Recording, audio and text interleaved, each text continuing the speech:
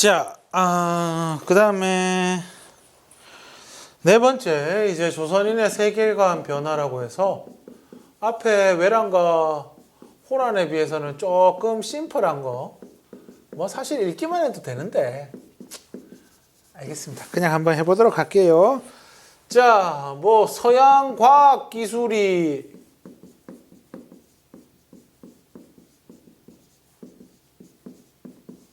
도입이 됩니다.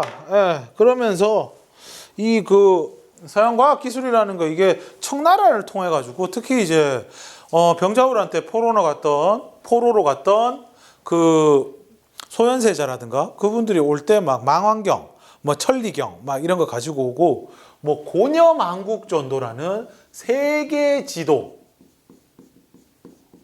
뭐 마테오 리치라는 사람이 그린. 이 당시에 청나라에는 그 선교사들, 얘네 그 제수이트라고 부르는 그 선교사들이 많이 와 있었거든요. 제수이트 선교사들이 많이 와 있었는데 그들을 통해 가지고 발달된 이제 서양의 당시의 과학 기술들이 많이 전래가 되는데 이거를 통해 가지고 이제 세계관, 이 조선인들이 보는 눈이 좀 더 커졌다, 넓어졌다, 멀리 보게 되었다, 뭐 이런 거죠. 그 과정에서 뭐 실학도 등장하게 되고 그러는데. 근데 이제 실학에 관해 가지고 되게 오해를 하게 되는데, 오해를 하고 있는 게 우리가 이제 조선 하면 이제 성리학의 나라잖아요. 근데 그렇다고 해서 이 성리학을 대체하는 게 실학이다, 이거 아니에요. 애초에 그 실학을 하는 사람들도 근본적으로는 유학자예요, 유학자. 그래가지고 여러분 영화를 혹시 봤는가 모르겠는데 자산어보라고. 거기 보면 이제 그 정약전이라고 그 정약용의 형이 흑산도 가가지고 거기 그 물고기 백과사전 만드는 그 얘기를 갖다가 이제 영화로 만들었는데 거기에 보면은 인상적인 게 있어요. 그게 뭐 실제로 그랬는지는 모르겠지만 일단 기본적으로 실학자라는 사람들 마음 자체도 보면은 거기 보면은 이제 창대라는 인물이 나오거든요. 걔가 근데 신분이 좀 그래요. 완전 양반이 아니에요. 상놈이야, 상놈. 그런데 그거 갖다가 이제 상놈이라고 무시하는 막 그런 이야기가 나오거든요. 그러니까 애초에 이 실학자들 자체도 성리학자예요, 성리학자. 그러니까 자기 정약전 같은 경우에는 천주교를 당시에 받아들이고 거기에 심취해 있어가지고 인간 평등 사상이라는 거, 평등이란 것도 알고 있었던 사람인데 정작 자기 가장 주변에 있는 그 창대라는 사람을 상놈이라고 무시하는 장면이 나오거든요. 그게 그냥 영화 속 허용이 아니고 실제로 보면은 이 실학자들이 뭐 신분이라든가 이런 데 있어가지고는 굉장히 또 보수적인 모습을 보여요. 그리고 그게 당연하지. 왜? 계속 그렇게 살아왔는데. 안 그래요? 혹시 갑자기 1, 2, 3학년 이제 다 같이 시간 구분 두지 말고 같이 밥 먹읍시다. 이렇게 하면은 될 것 같아요. 안 될걸요. 뭐 쓸데없는 얘기긴 한데 어쨌건 실학을 이제 등장하게 돼. 이게 성리학을 대체하는 건 아니다. 성리학을 보완하는 거다. 그러면 뭐냐? 이게 뭐냐? 결국에는 이제 백성들의 삶, 이 더 나은 나라를 위해서 어떻게 하면 좋으냐? 농업을 발달시켜야 된다 하는 이 중농학파가 있는 거고, 상업을 발달시켜야 된다, 중상학파가 있는 거고, 이 중상학파가 저번에 잠깐 얘기했던 북학파, 청나라의 어떤 발달된 제도를 받아들여야 된다 하는 거랑 연결되는 거고, 요 중농학파 같은 경우에는 토지개혁, 토지를 개혁해야 된다. 그러면서 이제 뭐 한전론이니 여전론이니 또 뭐 있노? 한전론, 균전론, 유영원의 균전론, 이익의 한전론, 정약용의 여전론, 뭐 이런 것들도 나오게 되는 거고, 그 다음에 뭐 우리도 그 과학 기술에 본받아 가지고 이제 지구가 돈다라는 뭐 지전설, 뭐 이런 것도 나오게 되고 뭐 그렇습니다. 예. 그리고 한편으로는 명나라가 1644년에 멸망하거든요. 그러면서 조선 애들이 소중화 사상이라는 거에 심취를 해요.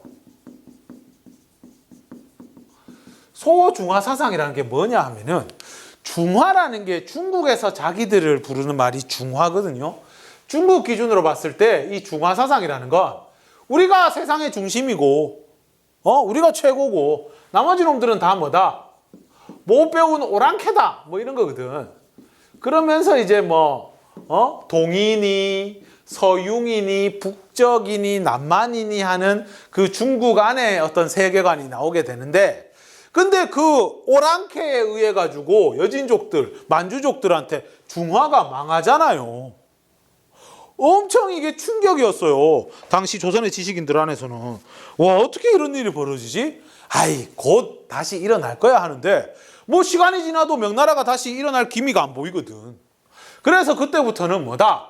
중국에 있는 중화는 망했지만 우리가 중국으로부터 많이 배워와서 이제는 우리가 중화다. 대신 우리는 사이즈가 작으니까 소중하다 라고 이야기를 하게 돼요.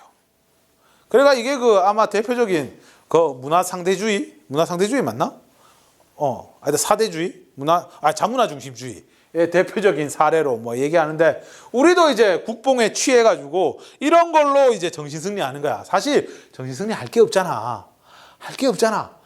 이미 청나라한테는 영혼까지 탈탈탈 털렸는데 거기서 더 이상 뭐 하겠노? 정신적으로나마 우리가 문화적으로 오랑캐 얘들보다 낫다 하면서 이제 소중화 사상을 만들어서 한 거지요. 그러면서 이제 국학 연구가 활발해집니다. 그러니까 여기서 말하는 국학이라는 거 우리나라 학문. 그러니까 옛날에 이래 보면은 중국 역사는 되게 빠삭하거든요. 조선시대 사람들이. 근데 우리나라 역사는 별 관심이 없어. 이게 이상하잖아. 아무리 봐도. 그래서 이때부터 해가지고 소중화 사상과 함께 우리의 학문을 연구하자. 여기서 말하는 국은 우리나라를 얘기하는 거예요. 그래가지고 보면 안정복의 동사강목이라든가 유득공의 발해고라든가 이런 식으로 우리의 역사라든가 지리라든가 이런 데에 굉장한 관심을 드러내는 학문이 발달하게 되고 이것을 국학이라고 한다 하는 이야기입니다. 됐죠? 자, 그 다음에 5번째 조선 후기의 대외관계입니다. 요거 하고 끝낼게요. 다 했습니다. 자, 그러면 조선 후기 청나라 우리 양란 이후에 대외관계는 어떻게 변해왔는가? 청나라와 같은 경우에는 우리가 연행사를 파견해요. 이게 이름부터가 우리 소중화 사상이 좀 드러나는 게, 연행사라는 게 어디냐 하면은 뭔 의미냐면은 연경의 행 가는 사신. 연경이 어디냐? 이때 당시의 수도 베이징이에요. 북경. 명나라, 원나라 때부터 수도죠. 원명청 현재에 이르기까지 수도인 베이징을 옛날에 연경이라고 불렀거든. 그래서 청나라 가는 사신을 연행사라고 불렀어요. 근데 옛날에 명나라 가는 사신들은 있잖아요. 뭐라 불렀느냐? 조천사라고 불렀어.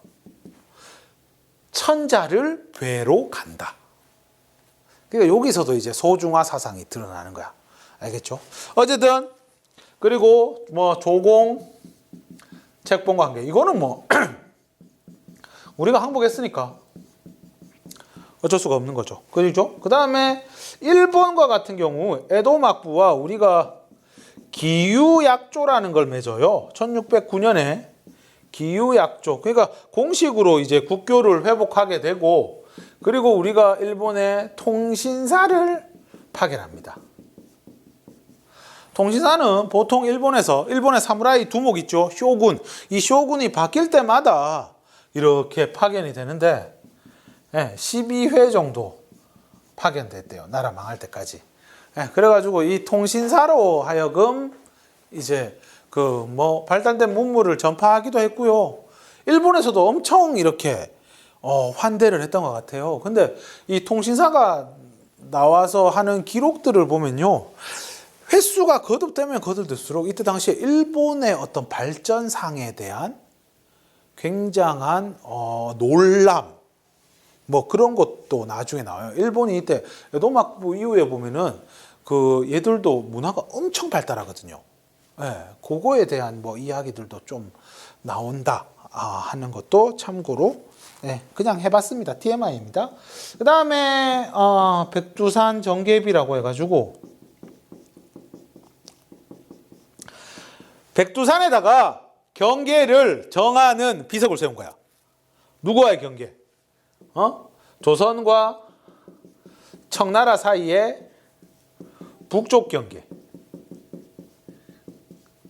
그러니까 만주. 우리가 흔히 다르게 이제 간도라고 부르는 뭐 그건데 사실 뭐 글이 애매하게 적혀 있어서 나중에 뭐 토문강이라는 곳, 결국에는 이제 우리 북쪽 경계가 압록에서 토문인데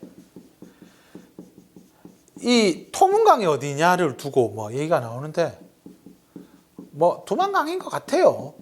그냥 이때 당시에 조선왕조실록에 나오는 분위기나 이런 걸 봤을 때는 뭐 두만강 얘기하는 것 같은데 나중에 이 토문강이 사실 뭐 두만강 같으면은 우리가 지금 알고 있는 그 요 지도에 있는 요 강이 되는 건데 이게 만약에 토문강이라고 그 숭화강, 만주에 보면 숭화강이라고 그러는데 그거라고 했을 때는 좀 우리의 땅이 좀 넓어지거든요. 그래가지고 그거와 관련해서 이제 간도가 뭐 니 거니 내 거니 뭐 이런 문제가 있는데 이런 거는 이제는 뭐 저는 개인적으로 별로 얘기하고 싶지 않습니다. 자, 그 다음에 조선 후기에 보면 숙종 때 또 우리나라가 아니고 우리 동네가 또 독도랑 또 밀접하잖아요. 그래서 안용복이라는 사람 얘기해 줘야죠. 안용복은 울릉도랑 독도가 우리 영토임을 확인받았다. 누구한테? 쇼군한테. 이때 당시에 일본의 막부에 가가지고 얘기를 했죠. 네, 그래가지고 나중에 처벌받습니다. 왜? 공무원 사칭했다고 우리나라에 들어와서 공무원 사칭으로 처벌을 받는데 뭐 처벌되는 그 와중에도 그래도 얘가 큰일 했다 하는 걸 알고 있었어요. 네, 당시에 조선 사람들도 알고 있었다 하는 뭐 그런 내용입니다. 자, 여기까지 하면은 대략 어느 정도 정리가 됐고요. 뭐 더 궁금한 거 있으면은 개인적으로 물어보시면 뭐 됩니다. 됐죠? 자, 여기까지 하도록 하겠습니다.